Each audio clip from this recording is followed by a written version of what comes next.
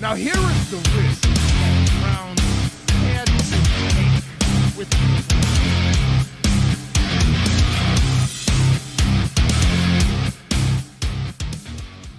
I love you, Cleveland, and I love you, Ohio. And a very pleasant welcome to this week's version of Bonus Time with Drennan here on the Big Play Sports Network, brought to you by our good friends at FanDuel. Hi, I'm Bruce Drennan along with Ryan Smith, and boy, do we have a lot to cover on today's show. We're going to start with the Guardians and the playoffs, but Ryan, how you doing, pal? I'm doing very well today, Bruce. It's good to be here today with you. Well, all season long, the Guardians have mightily struggled to score runs. We've been one of the worst offensive teams in all of baseball, entering the playoffs, as a matter of fact. Cleveland has the lowest batting average of all 12 teams at only 226. And that's the lowest team batting average of any team ever in the postseason in baseball history. Incredible. In game one, that proved to be true, albeit we were up against Scooble. Now, more about him in a minute. But what was very uncharacteristic about the game one, and as we record this show late on Wednesday morning, by the time you see this program, game two hopefully will be in favor of Cleveland and will be all evened up. But we are recording, so keep that in mind late on a Wednesday morning. But what was so uncharacteristic were the mistakes made by the defense in the field, the running the bases, decisions by the manager. Right fielder Jonathan Rodriguez made a costly first inning error, giving Scooble the lead on an unearned run. In the seventh, first baseman John Kenzie Noel missing the bag with his foot on the deflected ball to Rocchio, and the throw got there in time. And then future Hall of Famer Jose Ramirez's base running mistake at third base. And then there's manager Stephen Vogt. Some fans are questioning why Rodriguez was in right field and Noel at first base for the opening lineup. And some question why not bunt Ramirez home when he was on third in the ninth inning. And yes, these are valid second-guess questions for the Guardian skipper, who undoubtedly is going to win his second Manager of the Year award in 2 years in a row. However, I'm 75 years old. I pride myself as a baseball historian, and I never, let me repeat, never thought in my lifetime that I would compare a left-handed starting pitcher to Sandy Koufax. And that includes Randy Johnson. This Scooble is off the charts. 7 2/3 innings, 1 run, 3 hits, 14 strikeouts, 73 strikes in 107 pitches, 100 miles per hour with a devastating changeup. To say he's special is an understatement. On the positive note, our own Gavin Williams is establishing himself as a true ace. And no earned runs in 6 innings and 8 strikeouts for him. As I've been telling you all year long, the future is very, very bright, in my opinion, for our young Guardians team. It's true that in the history of the best-of-3 wild card series, teams that have lost game one have lost 18 of 20 of those series. And teams that have lost game one at home are 2-11. But if any team in the majors is capable of coming back, it's this bunch after making history this year with the greatest comeback in Major League history. Ryan? Man, Tariq Skubal is just an absolute freak. Bruce, you pair how good he is with the fact the Guardians' approach in game one, I should say, I thought was not the best, to say the least. I understand when you have guys like John Kenzie Noel, the thought process behind that is, well, all you need is one swing of the bat and to get a run. And he hit a homer off Skubal. He did. Only active Guardian. And I understand the thought process, but you can't make mistakes like Jonathan Rodriguez in right field when your whole moniker is guards ball. It's the little things. When hits and runs come in premium against great pitchers like Tariq Skubal, you can't have any mistakes where you're shooting yourself in the foot. And unfortunately, the Guardians had multiple, as you just shared with us. And how about the Red Sox coming from behind in the seventh inning to support Garrett Crochet's brilliant performance? And I mean brilliant. The Cy Young candidate, along with Skubal, went 7 2/3 innings, 1 run, 4 hits, no walks, 11 strikeouts. Wow. He threw 117 pitches. And outside of Opie's second inning home run, the Yankees couldn't touch him.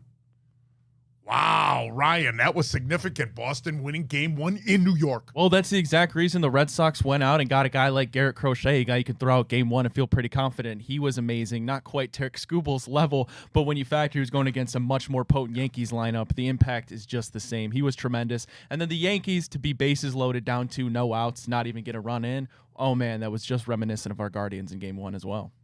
Cubs 3, San Diego 1. Here was another great pitcher's duel. And back-to-back home runs by Suzuki and Kelly in the fifth inning was all the Cubs pitchers needed to hold off the power-laden Padres lineup. It again shows pitching is the name of the game, especially here in the playoffs. It sure is. First time the Cubs have won a home playoff game since 2017, Bruce. Been a while since they were that good of a team. We, of course, know very well here in Cleveland what happened in 2016. LA 10, Cincinnati 5. Pitching wasn't the name of the game, and the Dodgers' victory over the Cincinnati Reds and our old buddy Terry Francona. The Dodgers unloaded. They just unloaded with home runs against Reds pitching, clobbered the Cinderella Reds big time. Ohtani hit 2. Hernandez hit 2. Edman got 1. 5 home runs to go along with former Cy Young winner Blake Snell's stellar performance, 7 innings, 2 runs, 4 hits, 9 strikeouts.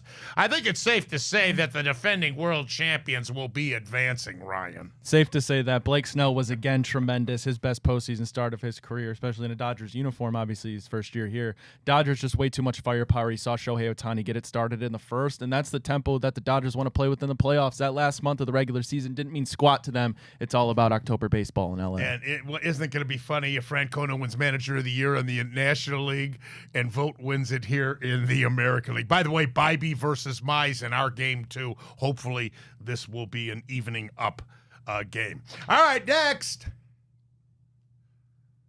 The Browns. Bonus time with Drennan. Big Play Sports Network.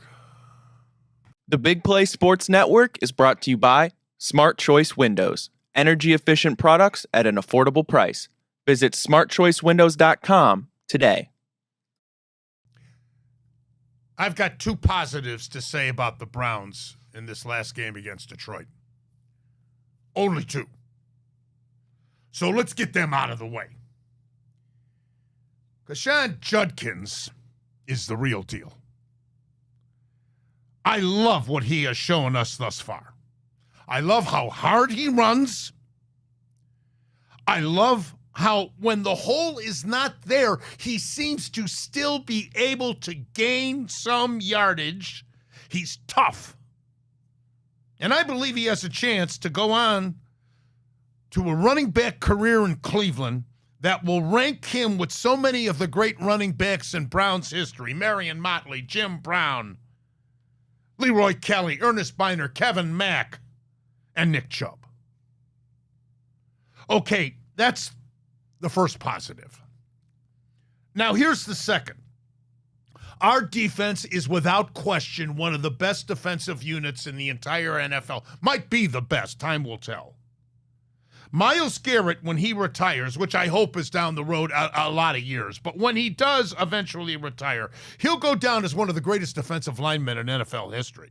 He's already a shoo-in for the Hall of Fame. We'll be celebrating him down in Canton, and it will be an incredibly proud moment for Browns fans.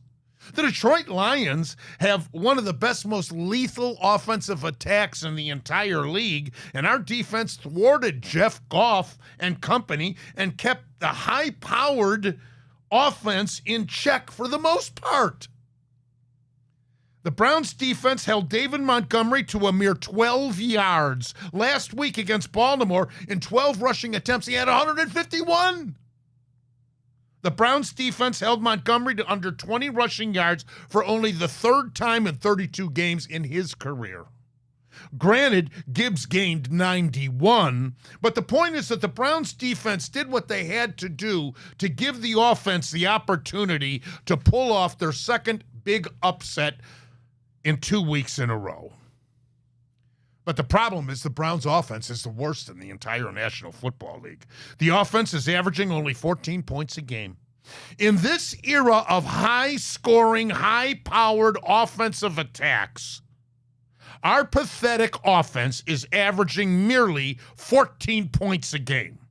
How in heaven's name can you win in today's NFL scoring 16, 17, 13, and 10 points as we have in our first 4 games and win? The answer is you can't. Joe Flacco is an antiquated fossil. I hate to say it, because the former Super Bowl champion has had a great career, and I applaud him for leading us to the playoffs a couple of seasons ago and accomplishing what he did at his age. But come on.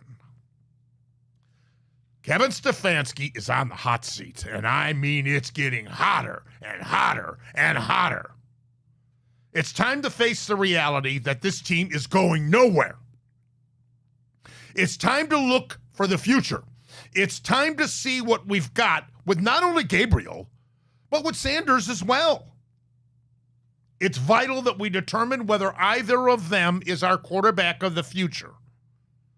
Or so we can plan on either setting our sights at a quarterback to draft in first round next year, or get some tools, weapons for this offense, one guy or the other. We've got to find out. So Stefanski has indeed named Gabriel as the quarterback for the upcoming game in London. But just think, if you're a member of the Browns defense, how you must feel playing such a great game and the offense lets you down.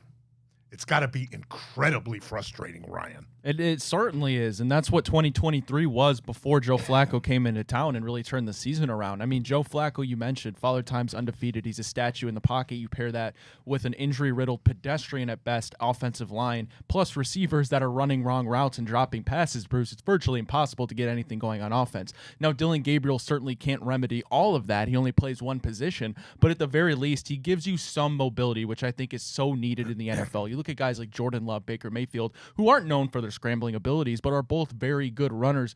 Baker Mayfield just this season has basically won them a couple games by extending drives with his legs. You need some sort of element in that in today's National Football League, and it's just a fresh taste. It could go wrong, but it could go great. And the AFC North, Bruce, as crazy as it sounds, is open. Pittsburgh at 3-1 is leading it. They're on a bye, and then Cincinnati's offense is just as bad as their defense now. Baltimore off to a horrible start. Their defensive secondary is a nightmare for them, and now Lamar's nursing a hamstring injury. It's the right time to put the kid into the game and see what you have on offense with them. And with that being said, we're going to take a look at more of some of the significant games this past weekend in the NFL as we continue with bonus time here on Big Play. The Big Play Sports Network is brought to you by Lake Spur Marketing, connecting your brand to the right customers. Visit lakespurmarketing.com today. Always great to have you with us here on Bonus Time with Drennan, brought to you by FanDuel on the Big Play Sports Network. Kansas City 37, Baltimore 20. Patrick Mahomes, 4 touchdown passes. no picks, and a quarterback rating of 124.8. The game was already decided when Lamar Jackson was removed from the game in the third quarter with a hamstring injury. At 1-3, the Ravens faced the challenge of becoming only the sixth team to make the playoffs in the 14-team playoff era. Ryan, just when we thought that Kansas City could be in jeopardy of not, getting back to the promised land, namely the postseason, they put in a performance like this against the Baltimore Ravens. It's a get-right game for the Chiefs, a get-worse game for the Ravens. Patrick Mahomes, you saw what the offense was able to do once they get a guy like Xavier Worthy back. Add that in a couple weeks when Rashee Rice is back, we'll be looking at possibly the Chiefs that we've come to know and some love. I know some hate. I do. But for the Baltimore Ravens, it just gets worse. Lamar Jackson is holding onto the ball too long. He was taking unnecessary sacks, which is a little bit uncharacteristic of him. But they couldn't get anything going on offense, and it remains in big games. The Ravens, Lamar Jackson, Derrick Henry, they turn the ball over. It's unacceptable. And that game looked exactly how the Ravens perform in the postseason. But am I right or wrong? They got off to a bad start last year, and look what happened. They wound up winning the division anyway. They sure did. They started 1-2 this year, 1-3, and that was injury with Lamar Jackson, possibly the hamstring, to miss that. You cannot drop a game at home to the Texans. Right. So we'll see, but it could be a pretty balanced division, and Kansas City desperately needed a victory because obviously the way the Chargers and Denver look this year, they're in a very competitive division as well. All right, Pittsburgh 24, Minnesota 21. The Steelers are 3-1, and here again, how many times throughout the years, oh my goodness gracious, have we said they somehow, some way find ways to win and eventually qualify for the playoffs? Aaron Rodgers, 18 of 22 with a touchdown. At 2-2, the Vikings will be anxious to stay in contention with Detroit and Green Bay in the NFC North. Oh, yeah, that's right. Their next game is against the Cleveland Browns. But that's a home game for us in London. Bruce, I mean, for the Steelers, they continually find ways to win. Their defense finally stepped up in this game, and if it's anything for Browns fans to take a win out of that for us, it's the fact of you watch what Kenneth Gainwell was able to do against that Minnesota Vikings front. You pair that with the fact that Quinshon Judkins looks tremendous. I actually have a feeling the Browns can go ahead and win this game should they limit the turnovers, and like I said, you get Quinshon Judkins going. I'm yet to see the Steelers play somebody that really impresses me, so we'll see how the season goes for them. But again, they continue to find ways to win games, and Aaron Rodgers is doing enough. Well, Denver 28 and Cincinnati 3, and I think it's safe to say that without Joe Burrow, the Bengals have no chance of staying in contention. And Denver gets right back into contention in the AFC West, especially with the Chargers losing. But getting back to the Bengals, do we know how long Burrow is supposed to be out? And even when he does come back, how close to 100% is he going to be, Ryan? Yeah, I don't think we'll see him till the earliest, some point in maybe mid-December. They said a couple months was the original timeline, and by the time Joe Burrow gets back, they'll be out of it. The offense has been the worst in the NFL, similar to the Cleveland Browns. You pair that with the fact that they have the worst defense in the NFL, just not good. Zach Taylor, certainly another name on the hot seat. I don't think he survives another season if the Bengals miss the playoffs despite Burrow being out. And that's that division, boy, Denver. They're right there, too. Yeah, they are. They have a good defense. They saw what they did against the Cincinnati Bengals. Bo Nix continues to develop. And as Sean Payton, I believe anything's possible. Huge win for them to win that week. And then you mentioned we'll get to Jackson Dart's performance for them to knock off the Chargers. How about the New York Giants knocking off the L.A. Chargers? Speaking of the AFC West, the lowly New York Giants pulling off the upset of Jim Harbaugh's Chargers, who are now 3-1. Jackson Dart, in his NFL debut, passed for one touchdown and ran for another one. I will admit if I'm wrong about him. I wasn't high on him in the draft because I saw him several times at Mississippi. And he threw a lot of interceptions and made bad decisions in college. But the scouts obviously were high on him. And here he is with the lowly Giants with an opportunity to prove himself worthy in the NFL. And that was quite a debut for him, I'll say. It sure was. Bruce, this is what I'm talking about. When you have that mobility aspect to a quarterback, it keeps the defense on their toes. Jackson Dart won that game not because he was a great passer, but because he provided that element. For the Chargers, yeah, that stinks. Like, you lose Rashawn Slater in the preseason. Then you lose Joe Alt, who got carted off. Not a good recipe for the Chargers, who were supposed to be a strength running team with an offensive line to protect Justin Herbert. Still a long season. Justin Herbert's still playing well enough, but a huge win for Jackson Dart. And that just goes to show you, sometimes it's just you got to put a rookie in and see what they can do. They're either going to win you the game or they're going to lose you the game. It is what it is. Yeah. And we're going to be doing that from here on out with Gabriel and maybe Sanders as well. Philadelphia 31, Tampa Bay 25. Baker Mayfield, who led the Bucs to game-winning scores in the final 2 minutes of each of their first 3 games, almost pulled it off again. But it was a tall mountain to climb, too tall. And the Eagles led 24-6 at the half. And the Super Bowl champs are looking like the Super Bowl champs. I give Tampa a lot of credit to come back in that game and damn near almost win it. Just a couple seconds more on the clock, and they could have had a chance to win the game. But for the Philadelphia Eagles, they're continuing to start off, I guess in the Rams game, it was the opposite. They started off slow, came back. So it's good to see if you're an Eagles fan, they could win both types of those games. But something has to be done about the tush push, Bruce, to be able to continually abuse that. And then you roll out a fake tush push. So at some point, somebody's got to step in and do something about it, in my opinion. Atlanta 34, Washington 27. And I'll tell you what, Michael Penix and his Falcons took advantage of Jaden Daniels being absent due to injury and built a 31-16 lead entering the fourth quarter. Too big of a deficit for backup Marcus Mariota to overcome. How long is Daniels going to be out? Did I see that he actually is probable for this weekend's game? Yes, if he practices today, he'll be on track to play, and that is the expectation. Still a costly loss for Washington, who some actually predicted that they could dethrone Philadelphia in the NFC East this year, Ryan. Yeah, it's still very possible on the table. I know you're going to have the Eagles lose a couple games, but once Jaden Daniels get back, it'll be a different product. It was so hard to gauge anything from that game. For the Falcons, you put up a zeros ball to the Carolina Panthers, and you came back and got it a little bit right. Drake London started to get involved. Bijan Robinson remains Bijan Robinson. And then for the Washington Commanders, it's hard to gauge anything. Without Jaden Daniels, Terry McLaurin wasn't in that game either. So I really couldn't take much away from that game. And the Falcons fans are very hungry. They thought maybe they would make a giant stride when they got Kirk Cousins after they had drafted Penix, but now this is Penix's team. Yeah, it's about time, right? You drafted so much high capital into these offensive players, Drake London, Bijan, Kyle Pitts, and you're yet to see the fruits of that labor. You hope you bring in Michael Penix, a full year with him. You'll start to unlock that. You're starting to see signs of it. You're still waiting for them to put together a true 60-minute polished product. LA Rams 27, Indianapolis 20. The Rams rallied to improve to 3-1 and handed the Colts their first loss of the season in this one.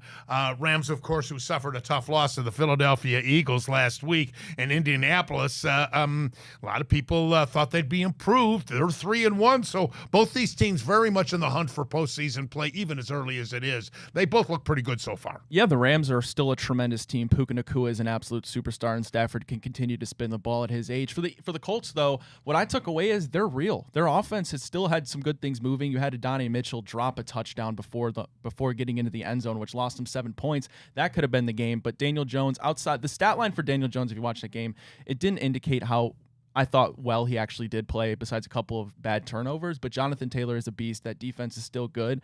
Although the Colts lost, I think it proved that they are really a good team. And how about Green Bay 40, Dallas 40, the overtime tie? Jordan Love and Dak Prescott each had 3 touchdown passes. This was the second highest scoring tie in pro football history. Did you know that? I did not. The highest was a 43-43 tie between the Boston Patriots and the Oakland Raiders in 1964. That's when both franchises were members of the old AFL, the American Football League. And Dallas Dallas just beat the New York Giants in overtime a couple of weeks ago in a high-scoring affair. So this was an interesting game. As I said last week after seeing Green Bay lose to our Browns and hand us a gift, Love had a much better game, obviously. Not that Dallas's defense is anything to brag about. They stink compared to the Browns. But I'd be concerned if I was a Green Bay fan. I said it last week, and I'm saying it again here. I would too. Clock management by Matt LaFleur at the end of that game was not very good. They were lucky to have a second left on the clock to even tie it. If you're Green Bay, you realistically should be 4-0. A great chance to be 4-0, and now you're looking on the outside at 2-2, or excuse me, 2-1-1, I should say. Right. And that doesn't help you the fact that the Lions look fantastic, Bruce. Yes. All right, when we get back, we're going to find out how Ryan and yours truly did in our picks against the spread last week and look forward to the big games in the NFL this coming week as we continue with bonus time here on Big Play Sports Network. The Big Play Sports Network is brought to you by Garage Beer. No bitterness, no frills, no IPA, just beer-flavored beer. Find local retailers who sell garage beer near you by visiting drinkgaragebeer.com. Well, you can pick them right along with Ryan and myself as we continue with bonus time as we take games. We make our picks against the spread, not straight up. And last week, my partner here was 3-3 in his picks. I went 5-1. And so on the season, I am now 10-9. And Ryan, you are 7-12. Season is young. We both took Minnesota against Pittsburgh, so we were wrong on that one. We both took Detroit against Cleveland. We were right there. You took Baltimore against KC. I took the Chiefs. We both took Philadelphia against Tampa Bay, and they covered, -3.5. We both took the Rams against Indianapolis, and they covered. That was a tough one. And I took Jacksonville. And you're not a believer. You took San Francisco, and that was the difference. All right, you ready for this week? Let's do it. As of the recording of this show, the Browns are getting 3.5 points at home in London against the Minnesota Vikings. I got to go with Minnesota. I'm going with the Browns, Bruce, and I actually feel pretty confident. I love the way that the schedule lines up. I love the fact you're getting a spark with Dillon Gabriel. What I saw from Minnesota, I think really Cleveland can take to their advantage. It's a very good matchup for Cleveland. I think they straight up win. Well, it is a great home field advantage. I will say that. You got fish and chips that the fans can, munch down on, and there's pubs all over in the concourse. So it's a great home field advantage. I'm sure they got great monitors to watch our heroes. Do you know, though, I want to tell you, and let me share this. When I was hired to do the network show, first Sports Time Ohio, then Fox, they were going to send me, it didn't come about, but they were going to send me all over the country to do the show with various Browns backers groups. One in Phoenix, one, here, there, everywhere. One of the locations that is a big Browns backer is London. Believe it or not, Ryan. That's awesome. I love to hear that. I know. And so I was preparing to go to London and engage in the fish and chips experience. But, okay, so Ryan likes the Browns. I'll take Minnesota. All right, Denver is getting 3.5 at Philadelphia. I'll let you pick this one first. Man, I'm just waiting for when Philadelphia, one of these times where they have a blunder, the team takes advantage of it. I think this could be the week. Eagles are riding high at 4-0, but I really think the Broncos built a lot of momentum Monday night, destroying the Cincinnati Bengals. This will be the week that the Eagles don't play a good brand of football for 60 minutes, and I think Denver's talented enough to take advantage of that and at least cover. Until the Super Bowl champions prove otherwise, I'm going with them. All right, San Francisco is getting 6.5 at L.A. against the Rams. Purdy's back. McCaffrey's back. I'll go with the Niners in this one. That's a lot of points. That is a lot of points, and I think 49ers are talented enough to make this a close game. I like the Rams to win, but I'm riding 49ers to cover with you. Yeah, and this is a giant rivalry, too. This is one of the best rivalries in the NFL. All right, Tampa Bay is getting 3 at Seattle. I'll let you pick this one first. Yeah, I'm going to go Seattle. No Mike Evans. That hurts. Seattle's defense has been one of the best in the season so far. Sam Darnold continues to do enough. Jackson Smith and Jigba is a rising superstar. It's in Seattle, so give me the Seahawks. I like Seattle as well, Ryan. And Mayfield was a little hobbled in that game last week, too, so keep that in mind. Washington is getting 3 as they visit the L.A. Chargers and Jim Harbaugh. I'll take the Chargers and Harbaugh to bounce back after that disappointing loss to the Giants. I will, too. Jay Daniels' first game back, maybe a little bit of rust on the wheels. They're going to be upset losing in New York to a rookie in Jackson Dart. You know, Jim Harbaugh's lighting up the guys in the locker room. They're going to come out excited, and they need a win, and they're going to cover. And lastly, Kansas City is -3.5 at Jacksonville. And I'll let you pick this one first. Yeah, I'm going Kansas City. What I saw when they got Xavier Worthy back, the offense is humming. They still have a very good defense under Spagnuolo. I'm still not a believer in Jacksonville, but if they go ahead and beat Kansas City, then maybe I'll have to change sides. But for now, I'm riding with Kansas City, the known because I predicted Jacksonville to win the division, and I want to prove Ryan right all season long on that one. I'm going to take the Jags and Trevor Lawrence and company. All right, when we get back, we'll shift gears and talk about college football. What a weekend it was. That's next on Bonus Time here on Big Play. The Big Play Sports Network is brought to you by Fairway Ford, the largest inventory of new Ford trucks, the lowest pricing, and same hometown level of service. Visit fairwayfordohio.com today. Well, our Buckeyes remain number 1 in the Associated Press poll following the 24-6 win over Washington. You know, the Buckeyes were supposed to be weakened by the loss of so many members from last year's national championship team that went to the NFL draft. But the Bucs defense held Washington to only 234 total yards in this game. This breaks a 22-game home winning streak for the Huskies. And Caden Curry had 3 sacks, 5 tackles, and 11. He also was there for a loss of 11 total tackles. Desmond Williams was sacked a total of 6 times in this game. Washington was 1 of 11 on third down conversions, and the Buckeyes just rolled. Defense won this game for them.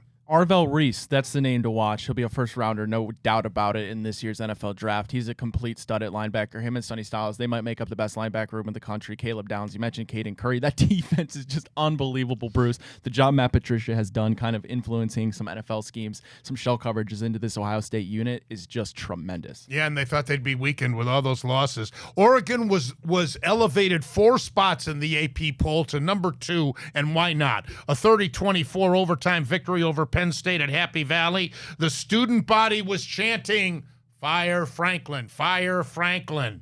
And Franklin is now 2-21 versus AP top 6 ranked teams. Meanwhile, Oregon may be the best team in the country. Yeah, Dante Moore right now, front runner for the Heisman ever since John Mateer had to go out for about a month. He's still out with his hand injury, but Dan Lanning has continued to do a great job. You transition to the Big Ten, and not only do you keep up with the big guys, but you are right now with Ohio State at that upper echelon of the Big Ten. He's done a tremendous job, and James Franklin continues to just lose big games, and I don't know how much longer he can stay in Penn State, Bruce. Well, Oregon is at Indiana. They got a week off coming up to prepare for Indiana on October the 11th. Meanwhile, Penn State travels to UCLA this week. Number 3 is Miami, just down 1 spot. They were idle, but their big game this week is against Florida State, and Florida State got beat, so that's a real key game to watch this weekend. The biggest game, actually, of any game in college ball. Ole Miss is number 4. They're up 9 spots following their 24-19 victory over Kelly and LSU. Ole Miss quarterback Trinidad Chambers threw for 314 yards and rushed for 71.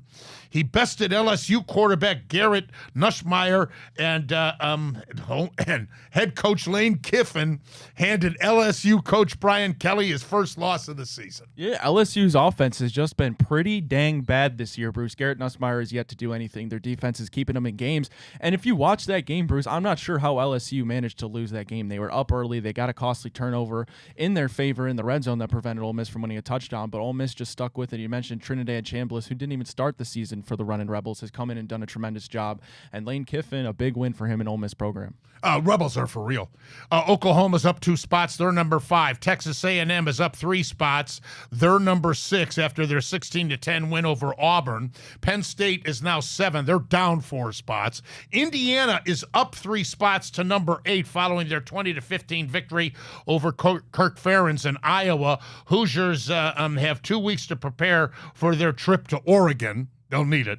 Texas is number 9. Alabama is up 7 spots at number 10 this week following their big 24-21 win over Georgia. And I'll tell you what, it's the first home loss for the Bulldogs in 6 seasons. Bama quarterback Ty Sampson passed for 276 yards and 2 touchdowns and ran for another one. I don't know if I'm more shocked about a result of a football game this week than I am that one, Bruce. The Alabama team that you saw lose to Florida State week 1 of the season didn't look like an Alabama team. Well, maybe it did look like a new Kalen DeBoer Alabama team at the time, but they didn't play with energy. They were out of it by the first half. Then to come into Georgia and Athens, you mentioned, and the longest home winning streak in college football, that turnaround, Ty Simpson has been tremendous, one of the best quarterbacks after that week 1 loss I mentioned. Caden Proctor, offensive tackle, who maybe the Browns are looking at, doing creative things, catching screen passes. Kalen DeBoer's turnaround in just a couple weeks has been huge, and he needed that one. And for Georgia, Alabama continues to be the thorn in their side, even post Nick Saban. Yeah, and Georgia drops to number 12. Next up for Alabama's Vanderbilt. They're a pretty good team this year. Yeah, they definitely are. All right, number 13 is LSU. After their loss to Ole Miss, they dropped 9 spots in the rankings in the AP. Tennessee's number 15, 41-34 overtime win against Mississippi State.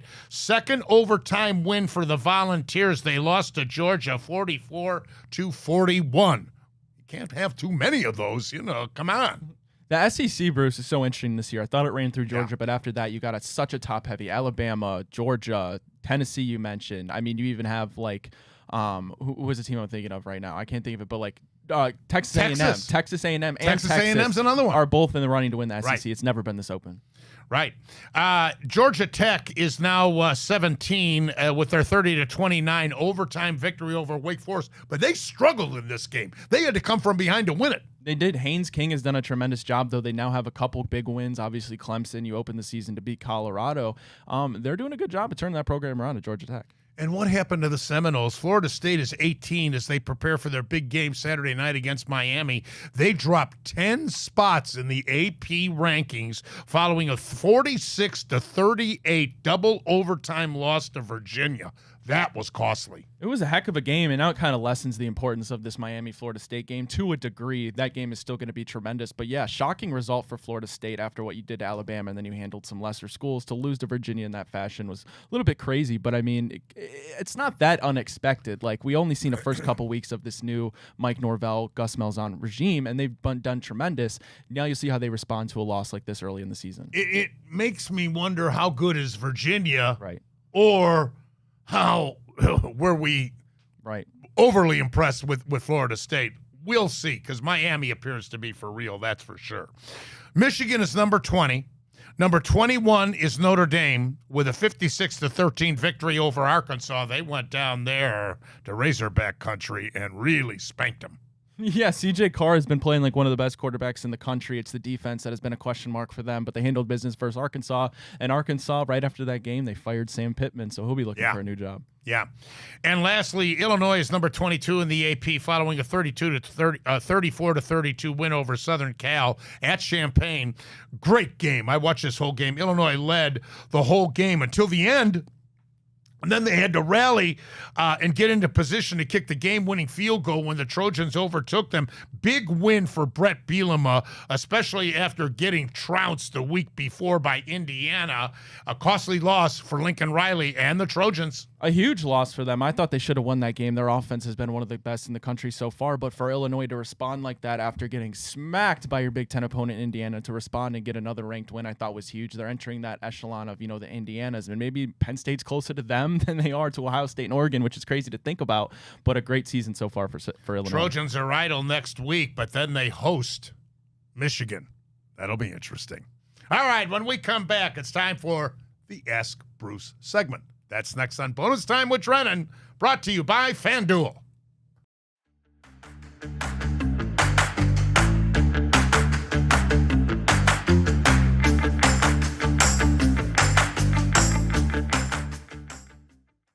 All right, Ask Bruce segment here, and Ryan, fire away. Alrighty, this was funny. Hey, Bruce, we'll start here. For all of MLB's poor and or non-existent advertising for their product, where does starting a playoff game at 1 o'clock in the afternoon on a weekday rank on your list?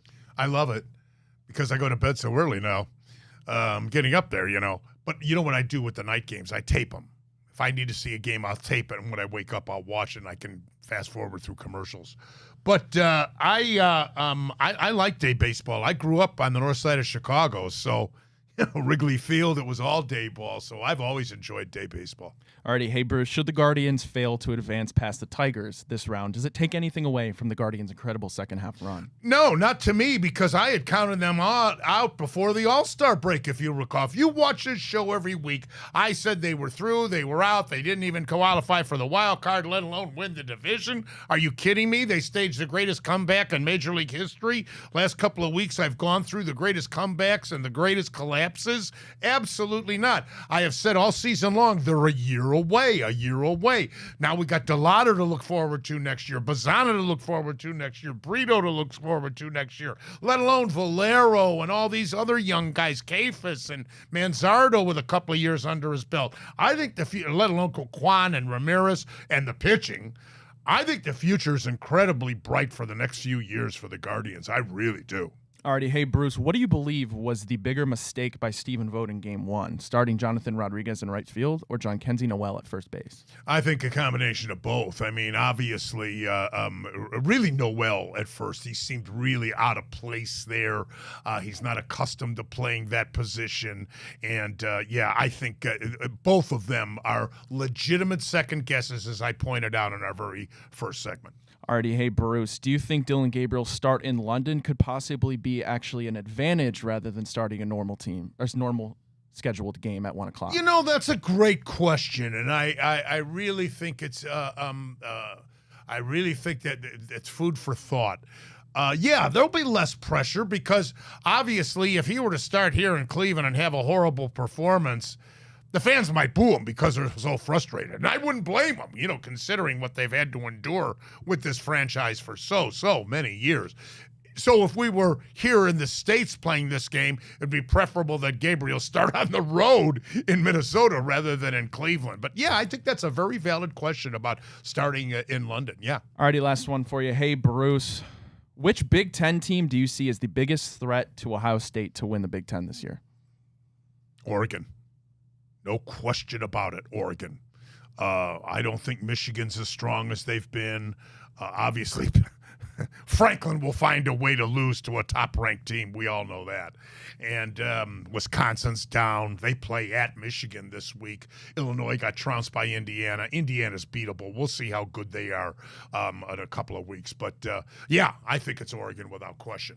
And they may meet. Who knows? They may meet for the national championship the way things are structured with the formatting. Well, that's all the time we have for this week's version of Bonus Time with Drennan here on the Big Play Sports Network, brought to you by our good friends at FanDuel.